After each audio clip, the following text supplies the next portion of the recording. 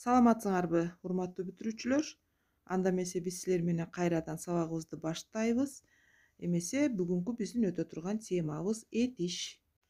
Жандуу жана жансыз заттардын кыймыл-аракеттин ал-абалын билдирип, эмне кылып жатат, эмне болуп жатат, эмне кылды, эмне кылат, эмне болду, кантет, кантти, эмне кылууда, эмне кылган деген сыяктуу суроолорго жооп берсе, анда биз ал сөздөрдү этиш дейбиз. Этишке тиешелүү 4 категория бар. Жак сан категориясы, чак категориясы, мамиле жана ыңгай категориясы. Этиштер түзүлүшүнө карай экиге бөлүнөт. Жөнөкөй этиштер жана татаал этиштер. Жөнөкөй этиштер булар кыймыл-аракетти билдирип бир гана сөздөн турат.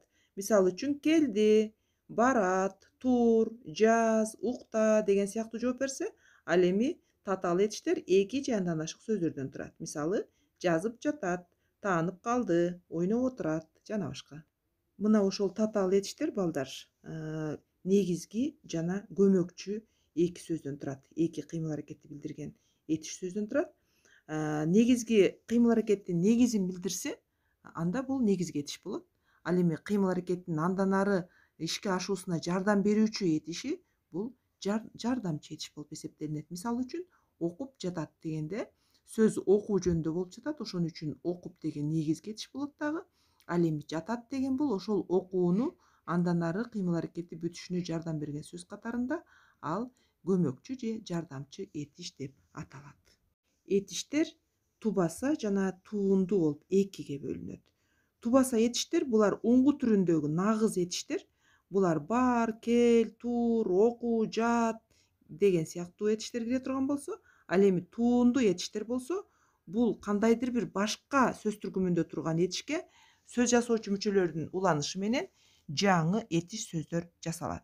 Мисалы, кайчы деген зат атоочко ла мүчөнү ыласак, кайчыла, сан, сана, жардам, жардамдаш, ат, аткар, кан, кансыра, бай, байы, ат, аткас, чыр, чырылда, аз, азай жана башкалар. Демек, бул башка сөз түркүмүнөн жасалган этиштерди биз туунду этиштер дейт экенбиз. Эми балдар, ушул этиштин 3 чагы бар. Силер жакшы билесиңер. Учур чак, келер чак жана өткөн чак. Кыймыл-аракеттин азыр болуп жаткан учурун көргөзүп, эмне кылып жатат, эмне кылууда деген суроолорго жооп берет. Жөнөкөй жана татаал учур чак бар бизде. Жөнөкөй учур чактарга мисалы турат, жүрөт, көбөйүүдө деген сөздөрдү мисал келтирсек, ал эми татаал учур чактар окуп отурат, келе жатабы, бара жатат деген сыяктуу сөздөрдү киргизсек болот балдар. Кыймыл-аракеттин кандайдыр бир окуянын келечекте боло тургандыгын көрсөтөт дагы. Жазамын, окуймун, мисалы үчүн эмне кыламын деген суроолорго жооп берген сөздөр булар келер чак болот. Келер чак экиге бөлүнөт. Айкын келер чак жана арсар келер чак. Айкын келер чак кыймыл-аракеттин келечекте анык боло тургандыгын же анык болбой тургандыгын көрсөтүүчү сөздөр. Булар балдар эмне кылам, мисалы үчүн келем, эмне кылам, окуйм, эмне кылбайм, жазбайм деген сыяктуу сөздөрдү мисал келтирсек болот.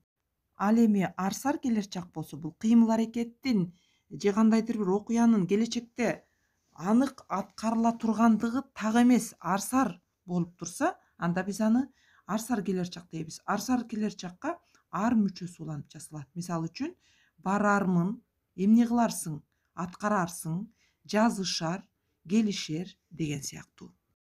Өткөн чак болсо, бул кыймыл-аракеттин же кандайдыр бир окуянын болуп өткөндүгүн билдирет. Мисалы үчүн, эмне кылдым, бардым, эмне болду, окуду, эмне кылышты, жазышты деген сыяктуу. Өткөн чак бул 4 топко бөлүнөт. Айкын өткөн чак, капыскы өткөн чак, жалпы же белгисиз өткөн чак жана 4-сү адат өткөн чак. Айкын өткөн чак бул кыймыл-аракеттин ачык айкын болуп өткөндүгүн билдирет дагы. Муну д мүчөсү уюштурат балдар. Негизги этишке д жана анын мынакей кашан ичинде турат бир канча өзгөргөн түрү уланат. Мисалы үчүн, болду, жыйналды, иштеди, жазды. Капыскы өткөн чак болсо, бул кыймыл-аракеттин капысынан болуп өткөндүгүн көрсөтөт дагы. Ыптыр деген мүчө уюштурат. Мисалы үчүн, окуптурмун, жазыптыр, барыптырсың, айтышыптыр деген сыяктуу. же белгисиз өткөн чак. Бул кыймыл аракеттин жалпылап же мурун эле болуп өткөндүгүн билдирет дагы негизги уюштуруучу мүчөсү кан. Мисалы үчүн эмне кылышкан? Барышкан, көргөн, окушкан, адат өткөн чак. Бул болсо кыймыл аракеттин дайыма болуп тургандыгын, болуп өткөндүгүн, адат катарында кайталанып өткөндүгүн көргөзөт дагы. Бул негизги этишке у, ү, о, ö мүчөлөрү уланып, андан кийин ч мүчөсү жалганат. Мисалы үчүн укта деген сөзгө о мүчөсүн уласак уктоо, ага ч мүчөсүн уласак уктоочу. Демек, ал дайыма саат 6-га чейин уктоочу. Ал дайыма саат 7-де туруучу. Ал сабакка кечикпей келчү деген сыяктуу. Биз силер менен этишке тиешелүү болгон жалпы маалыматты кайталап алдык дагы. Ушуга тиешелүү жалпы республикалык тестирлөөдө кандай суроолор келиши мүмкүн? Мына ошого 1-2 суроолорду биз тесттик тапшырманы иштөөгө аракет жасап көрөлү. Төмөнкү варианттардын асты сызылган сөздөрдүн этиштик маанини билдирген учурун табыңыз дейт. Мынакей боз деген сөз сызылып турат ушул жерде. Ошол 4 варианттагы боз деген сөздүн кайсынысы этиш боло алат деген сөз экен. Демек, А варианты күн суук, боз түшүп турат. Б'сы ал эч ак эле кетишкен. Алар эч ак эле кетишкен, эми артынан боз. Кечке жуук би аянтына боз балдар толуп кетти. Тойго кийүү үчүн боз көйнөгүмдү үтүктөдүм дейт. Мына бул жерде эмне кыл деген суроого же эмне кылып жатат, эмне болду деген суроого тиешелүү болгон боз деген сөз бул Б варианты болуп турат. Алар эч ак эле кетишкен, эми артынан боз. Эмне кыл? Боз. Кет, жүгүр деген маанини түшүндүрүп атат. Ал эми экинчи суроодо болсо, кайсыл варианттагы сөз дейт, азыркы учурда болуп жаткан кыймыл аракетти билдирип атат дейт да. Демек, учур чактагы сүйлөмдү тап дептир. Ал ар качан саат 6-да турат, Айгүл дүкөндүн алдында турат. Бул конкурс бир канча этаптардан турат. Ал адам ишеничтүү сөзүнө турат дейт. Бул жерде турат деген сөз менен кыймыл аракеттин азыркы учурда берилип турганы бул Б варианты болуп эсептелинет. Карагыла, Айгүл дүкөндүн алдында турат. Эмне кылып атат? Ал турат, күтүп атат да, кыймыл аракет болуп атат. Ал эми балдар, кийинки 3-чү сүйлөмдө болсо башкача тесттик тапшырма экен. Ар жылы жайында алардын үй бүлөсү жайлоого барчу дейт.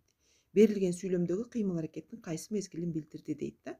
Бул жерде мынакей биз жогоруда айткандай чу мүчөсү уланса адат өткөн чак болот да. Демек, бул жерде бизден адат өткөн чакты сурап атат экен. Ушул үй бүлө ар жыл сайын жайлоого барууну адат кылыптыр да. Ошондо биз туура вариантын В варианты кыймыл аракетти ар убак аткаргандыгын көргөздү деп белгилесек болот экен. Урматтуу бүтүрүүчүлөр, биз силер менен ушул этиш тууралуу жалпы кайталап, мына ушул этишке тиешелүү кандай маанайдагы суроолор ушул жалпы республикалык тестирлөөдө боло тургандыгын карап чыктык, бир сыйра мисалдар менен бергенге аракет кылдык. Анда эмесе келерки сабакка чейин саламатта тургула.